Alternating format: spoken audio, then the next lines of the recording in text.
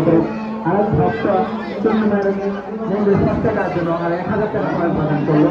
মাকে ভক্তের মনে বাঞ্ছা পূর্ণ করুন এই কামনা করছি। আপনারা দান করুন, মন্দিরে দান করুন। মন্দিরে দান করে দান কখনো বিফলে যায় না।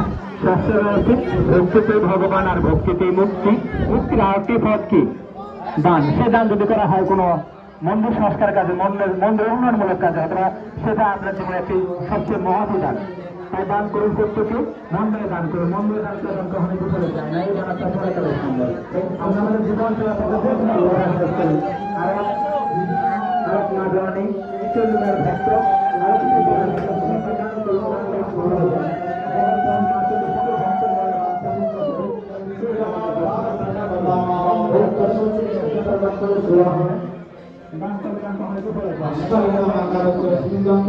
श्रीकृष्ण